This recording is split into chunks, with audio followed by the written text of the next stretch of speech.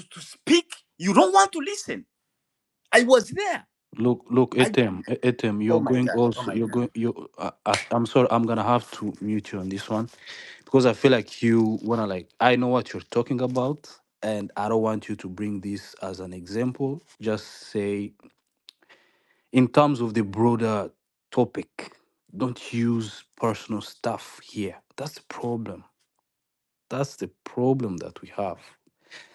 I don't know how we will have to evolve in this place, I swear. People they don't know how to let go of small things. As you say, uh, we should be more careful. We are very careful, but we don't wanna bring any little issues to override the main topic and the main theme. And I feel like that is what you elder generation are failing to do in this case. Please look, this is a very huge topic. I know that you're a very educated person. You could have a lot of things to say about this. Please go back to the topic. And you are really like ruining our topic. You're supposed to be supporting us. I don't know what is there left to say about this. Please speak on the topic. Thank you so much, Sigma. The agents of the genocide against the Tutsi are those are not only today those who planned it, incited it, organized it, and carried it out to killings, as well as those who spread the ideology that made it possible. Those are the agents of genocide against the Tutsi. But now, there is another form, there is another method, there is another dimension of the agents of the genocide against the Tutsi. That's what I am trying to say. But since you want me to continue maybe the way you want, I will conclude by saying that the agent of the genocide against the Tutsi includes the planners, the executors, the propagandists, and all those who fueled hatred, division, and dehumanization. 31 years ago, 32 years ago, these were from Rwanda. But now, you can find them in Congo and across 5 continents of the world. They are there because the ideology now is spread. So, for your remembrance, a more reflective version may fit even better. The genocide was driven by individuals and the systems that promoted hatred and organized violence and turned ideology into action. But now it is not the case. Now, carriers, when I say carriers, I say people who have that ideology are, are Lingala speaking people, are French speaking people. They're in France, they're in Belgium, they're in Mozambique, they are everywhere in the world. That's why I'm saying if the enemy changes the tactics, those who are fighting against the genocide, against the ideology of the genocide against the Tutsi, should also change the methods to fight against it. Otherwise, I don't know, but I am hopeful. I know, even if I am old, but I am not very old. I know people are there, are flattering, but they are there. They are there lying to people that they are with you and yet they are the ones. Thank you. God bless you. Thank you so much, TMFM. Ok, on continue avec Berlin 1885. Vous pouvez parler en français et en anglais. Je pense que vous avez déjà entendu la présentation de Monsieur African Boy, qui a bien présenté l'histoire de l'idéologie génocidaire et aussi du génocide contre les Tutsis au Rwanda. Et aussi, il a parlé juste un peu à propos de l'infiltration des interamos et les ex-phares au sein du gouvernement et au sein de l'armée congolaise, les FARDC. J'aimerais que vous parliez à propos de cette idéologie aussi, mais en expliquant qui est aujourd'hui l'agent de cette idéologie et c'est quoi les conséquences dans les pays des régions des Grands Lacs d'Afrique. Utilisez, s'il vous plaît, 5 minutes maximum et on va continuer avec les autres. Si vous voulez, on va y revenir après ça. Merci et allez-y. Et comment les Okay. combattre Uh, Thank si c'est you. possible. Mm. Yeah, thank you so much. Okay, today, okay, I'm gonna try to speak in English because actually I'm African and my initial language is not in English or French. It's Rwanda that I like so much. I'm from Congo. You know, my national language is English, French, as you know. Okay, let me try just to speak in English. Yeah. Anyway, thank you Okay. so much. Berlin, you can speak in French too if you want. Yeah. Oh, thank you so much. Yeah. Yeah, It's always because just I heard that I had my friend African boy. Whatever he spoke, just he used English, right? That's why I yeah, just Berlin, this space is English and French, and the reason why is to reach more people, more than our communities in the Great Lakes. That's the yes, purpose. yes. So go on in French. No. What I believe, is that my message is gonna be heard, right? So it's good. I follow my friend African boy. I follow, whatever he spoke, he made just like a highlight about the history, the past. He always mentioned that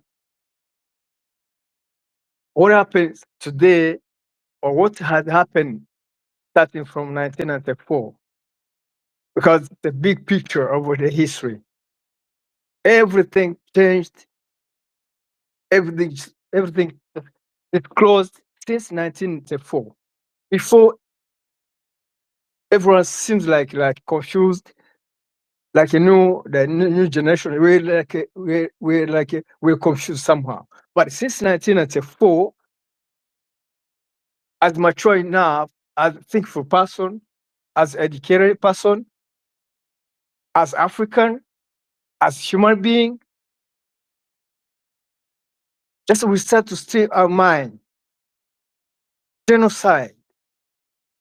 The question everywhere from everybody across the globe asking himself, what happens to reach someone like a friend, like a brother, typically Hutu in Rwanda, decide to exterminate Tutsis as brothers. Allow me to use this because I believe, without any risk, I believe that we all brothers. Honestly, someone still in Rwanda, someone still in Africa, someone still in Burundi, someone still in Congo, someone wherever in Africa. They still create some differences. But me, I'm a refugee outside Africa. I'm in America. And the experience that I acquired, the real experience of the world reality check, is that Africans, Black Africans, were brothers, whether you like or not. So before we somehow confused and ask ourselves, it's really the reason why the cause is from colonialists, the cause is from Belgians, the cause is from French who came to Africa to teach one side, to feel hatred to one side. And that's history, right? That's history. And my question is, I'm asking my brother, African boy, why this still remain in mind of some part of Africans, like Hutus? Why these things still implemented in their mind? Why? It become like a syndrome. It's a chronic. Why this hatred? Can we? It's really fair. Can we justify that, or can we blame it to really to colonists that they are the one who came and teach us to hate each other, to kill each other? After 60 years, imagine after 60 years, what? Why there's no change? Because we can see today, we can see today concretely. There's no and some people who pretend this politics, whatever, what Moya says politics, what Kaikwama says politics, and or Sekeri says politics, or which this is out of the line of politics. The politics without humanity, without life, does not, it's not politics. It's out of the line of politics. Listen to me carefully. If you want to play politics, at least try to maintain some respect. Try to have some humanity. So, since the genocide against Tutsi in 1994, believe me, 100%.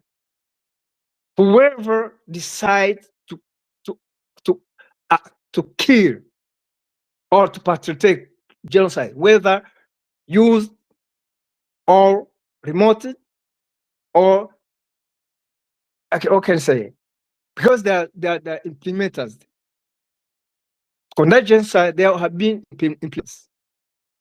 Grassroots, they were used to take machetes. They were like middle classes, like educated in Rwanda, who could not take machetes to kill, but they used social media, propaganda, meetings, and also that one side, the mentors, the planners. So whoever is included or participate in the action of genocide, he's out of politics. We cannot play politics out of over a million people who were killed. You cannot. That's not politics. Please, I'm saying this. I can just tie on this. No one can convince me. If you want to convince me that that was politics, and after genocide, where million over lost their lives, not by accident, natural disaster, just by someone's hand. And today, the same people are given the ground, are given the ground just to do the same they did in 1994. This is my post. This is my reference. It's a shameful to hear that America, now I'm in America. It's a shame to hear that in America, there are some genociders, and recently I heard that after America has taken sanction against Rwanda, I was shocked and deceived that FDLR itself dared to write a compliment letter to American government. I was shocked. Where I'm in America, they promised me, they pledged me, you are in America, in a powerful country, powerful nation, you are safe. But I was being shocked to hear that FDR can they write a letter to American government? Just compliment. You remember the letter, what the letter was about. They say, thank you for the sanction you taken imposed against Rwanda. That's shameful. It's a shame not only to America, it's a shame to superpower countries, those who pretend they are superpower countries. It's a shame to American citizens who pretend and in rich and super, and it's really scaring for us refugees, Tutsi refugees who came to America and get just praise that they're gonna protect us. Just to say, come to America, you're gonna be safe. But I've been shocked that FDR claim or write a letter to American government to compliment for the sanction they took to the imposed to Rwanda. So my question to just conclude, because I'm not my rhetoric gonna be, it's not really politics. No, I'm not political player. No, no, no, no. What I say is real. It's based on a fact or based on experience. I'm not exaggerating. Everyone can hear my language. Anyone can hear can feel what I face. I'm refugee for now 32 years in refugee life. So you may ask yourself why someone can be refugee without any foreign invasion of this country, of his country. I was not attacked by Al Shabaab. I was not attacked by Al Qaeda. I was not attacked by America. I was attacked by neighbor. That's what I see directly on my eye face, my neck eyes is my neighbor. Is a Hutu, is a Hunde, is a Nande. In Rwanda was a Hutu against Tutsi. Today, today in Congo,